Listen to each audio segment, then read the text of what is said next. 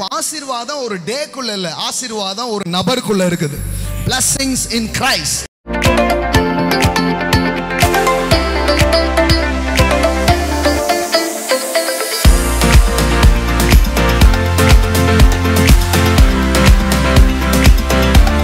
இன்னொன்னு பெரிய கடன் ரத்துன்றது எப்போ நடக்க போகுதுன்னா பாருங்க, 7 எவ்வளவு 49. இந்த 49வது வருஷம் 10வது மாதம் கிட்டத்தட்ட 50வது வருஷம் என்ன பண்ணுவாங்கன்னா, இஸ்ரவேலில் ஒரு முறைமையை கடவுள் வச்சுருந்தார்.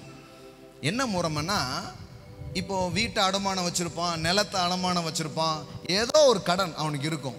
ஆனால் இந்த 50வது வருஷம் வருது பாருங்களேன், அப்படி 50வது வருஷம் வந்துடுச்சுன்னா யாரெல்லாம் வீட்டை அடமானத்துக்கு வாங்கியிருந்தானோ அவன் வச்சவனுக்கு அதை என்ன பண்ணணும், திரும்ப. அப்போ வாங்கினதை எத்தனை வருஷம் யூஸ் பண்ணலாம்? 50 வருஷத்துக்கு இவன் யூஸ் பண்ணலாம்.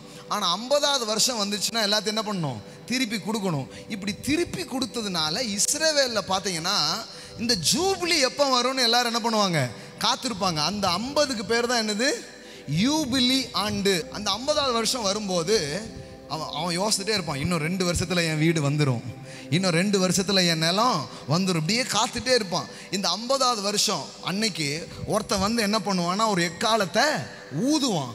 ஏன்னா அந்த 50வது வருஷம் அந்த எக்காலத்தை ஊதிட்டா என் கடன் இன்றோடு முடிகிறது,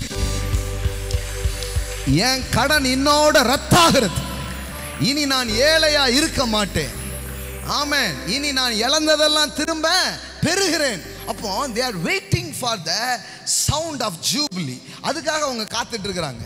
இப்போ இயேசு இந்த பூமிக்கு இறங்கி வந்தார் பாருங்களேன், அவர் சொல்றாரு, அந்த அனுக்கிரக வருஷத்தை அறிவிக்கவே நான் வந்தேன் அப்படின்றார். அப்படின்னா இந்த ஜூபிலின்றது இனி 50 வருஷத்துக்கு ஒரு முறை கிடையாதுப்பா. நான் எப்போ வந்துட்டேனோ அன்னையிலிருந்து எவ்ரிடே கடன் ரத்து நடக்கும், எவ்ரிடே ஜனங்கள் விடுதலையை பார்ப்பார்கள், எவ்ரிடே ஜனங்கள் மாற்றத்தை பார்ப்பார்கள். இயற்கைக்கு அப்பாற்பட்ட பொருளாதார விடுதலை ஜனங்கள் வாழ்க்கையில உண்டாக ஆரம்பிக்கும். கர்த்தருடைய அனுக்கிரக வருஷத்தை பிரசித்தப்படுத்தவும் என்னை அனுப்பினார் என்று எழுதியிருக்க இடத்தை அவர் கண்டு அவர் என்ன பண்ணாராம், அதை வாசித்தாராம்.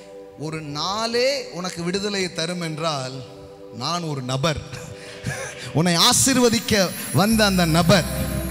ஆமென். இப்போ ஆசீர்வாதம் ஒரு டேக்குள்ள இல்ல, ஆசீர்வாதம் ஒரு நபருக்குள்ள இருக்குது. blessings in Christ. யூபிலி என்கிற வருடம் உன்னை ஆசீர்வதிக்க போவதில்லை. இப்பொழுது இயேசு கிறிஸ்துவாகிய நான் உன்னை விடுவிக்கிறேன், நான் உன்னை ஆசீர்வதிக்கிறேன் அப்படின்றார். அப்போ இப்போ யூபிலின்றது 50 வருஷத்துக்காக இப்போ நீங்க காத்திருக்க வேண்டாம். Today is your day.